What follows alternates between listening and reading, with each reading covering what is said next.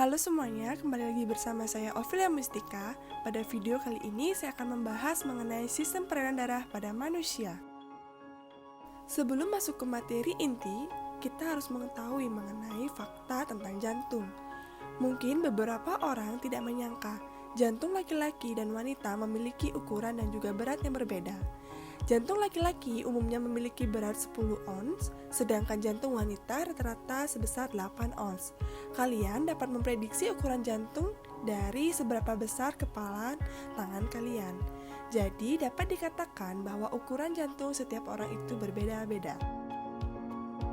Nah, itu tadi fakta mengenai jantung. Jadi untuk materi selanjutnya dilihat pada video, ini merupakan video komponen darah pada manusia. Darah merupakan jaringan ikat khusus yang terdiri atas sel-sel darah, keping darah, dan matriks yang berbentuk cairan atau sering disebut dengan plasma darah. Komposisi susunan darah meliputi 55% plasma darah dan 45% sel-sel darah yang terdiri atas eritrosit, leukosit, dan juga trombosit. Pembahasan yang pertama yaitu mengenai plasma darah. Plasma darah merupakan bagian cair darah yang sebesar 55% yang terdiri dari air, kemudian ada protein dan juga nutrien. Plasma darah memiliki banyak fungsi penting di dalam tubuh, di antaranya yaitu menjaga keseimbangan cairan tubuh, membantu proses pembekuan darah, menjaga suhu tubuh, membantu melawan infeksi, dan juga menjaga keseimbangan asam dan basa. Selanjutnya yang kedua, pada video bisa kalian lihat ini merupakan eritrosit. Jadi ini merupakan eritrosit yang ada di dalam tubuh kita. Eritrosit atau sel darah merah merupakan bagian utama dari sel-sel darah. Rata-rata jumlah eritrosit dalam setiap 1 mm adalah 5 miliar. Bentuk eritrosit ini berupa bikonkav, melengkung ke depan, kemudian berupa piringan, dan pada bagian tengahnya berupa cungkungan. Adapun fungsi dari eritrosit adalah untuk mengedarkan oksigen ke seluruh jaringan melalui pengikatan oksigen oleh hemoglobin. Hemoglobin mengikat oksigen sehingga menjadi oksihemoglobin. Kemudian eritrosit ini juga berfungsi untuk membawa karbon dioksida ke paru-paru. Selanjutnya yang ketiga yaitu mengenai leukosit. Pada video bisa dilihat yang berwarna putih itu merupakan leukosit.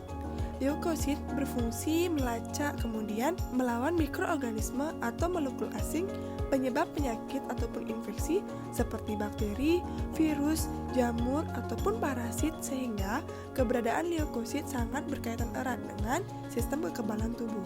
Adapun karakteristik dari sel darah putih atau leukosit yang pertama, bentuk tidak tetap dan berinti, terbentuk di sumsum tulang, kemudian di limfa dan kelenjar getah bening, umur selnya 12 hari, jumlahnya 6.000 hingga 9.000, berfungsi untuk membunuh kuman dan membentuk antibodi. Kemudian yang keempat bisa kalian lihat di video, ini merupakan trombosit.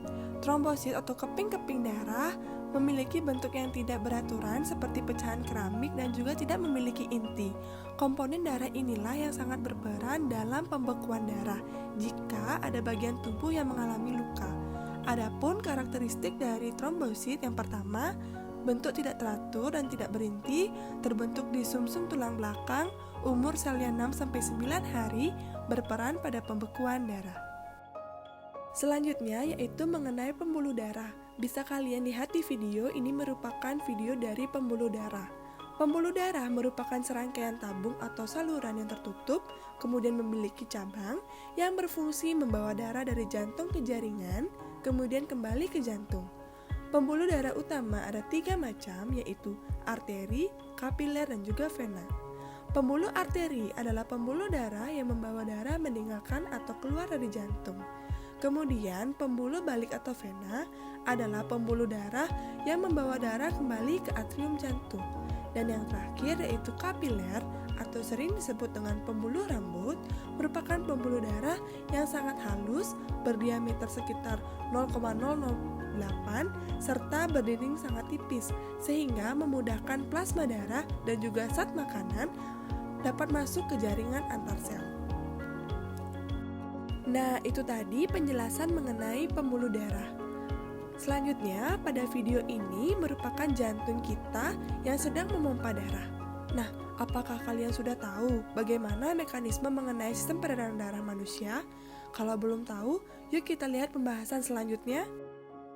Jadi, sistem peredaran darah manusia dibagi menjadi dua, yaitu sistem peredaran darah kecil atau pulmonalis dan sistem peredaran darah besar atau sistemik. Baik, untuk selanjutnya yaitu mengenai sistem peredaran darah besar. Sistem peredaran darah besar atau sistemik yaitu sistem peredaran darah dari jantung diedarkan ke seluruh tubuh dan kembali ke jantung. Untuk mekanismenya bisa kalian lihat di video. Setelah sistem peredaran darah besar, yaitu ada sistem peredaran darah kecil. Sistem peredaran darah kecil atau pulmonalis yaitu sistem peredaran darah dari jantung menuju ke paru-paru dan kembali ke jantung.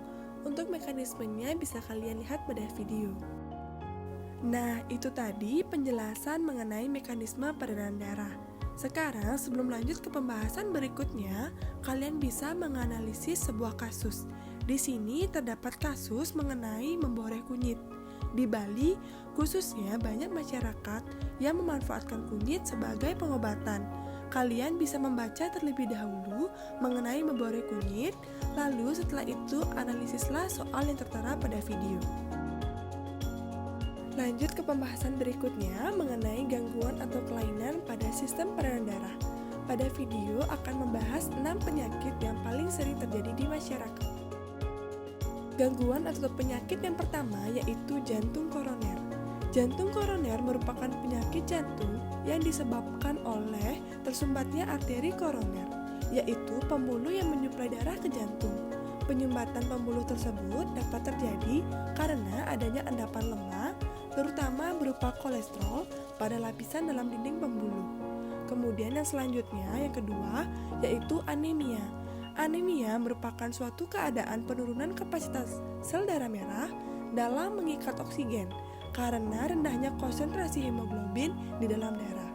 Kemudian yang ketiga yaitu hipertensi. Hipertensi merupakan suatu keadaan yang ditandai dengan tekanan sistol di atas 150 mmHg atau tekanan diastol di atas 100 mmHg. Hipertensi atau tekanan darah tinggi ditandai dengan badan lemah, kemudian pusing, dan napas pendek. Gangguan yang keempat yaitu varises. Varises merupakan suatu pelebaran pada pembuluh balik atau vena. Varises ini sering terjadi pada bagian bawah tubuh. Selanjutnya yang kelima ada serangan jantung. Serangan jantung dapat terjadi ketika suplai darah terhenti atau terputus dari jantung. Biasanya disebabkan oleh gumpalan darah. Beberapa serangan jantung kecil tetapi dapat mengancam jiwa seseorang. Selanjutnya yang terakhir ada kolesterol tinggi.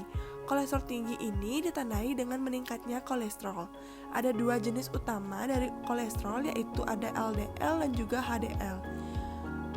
Tingginya kadar kolesterol jahat atau LDL meningkatkan risiko penyakit jantung dan juga stroke. Gangguan pada sistem peredaran darah merupakan pembahasan terakhir dalam video ini. Selanjutnya terdapat analisis kasus yang kedua mengenai loloh cemcem. Kalian bisa menganalisis kasus mengenai loloh cemcem yang dapat menurunkan hipertensi. Bisa disimak di video ini mengenai penjelasannya. Dan selamat mengerjakan. Sekian video mengenai sistem peredaran darah manusia. Semoga dapat bermanfaat dalam proses pembelajaran. Terima kasih sudah menonton, sampai jumpa di lain waktu.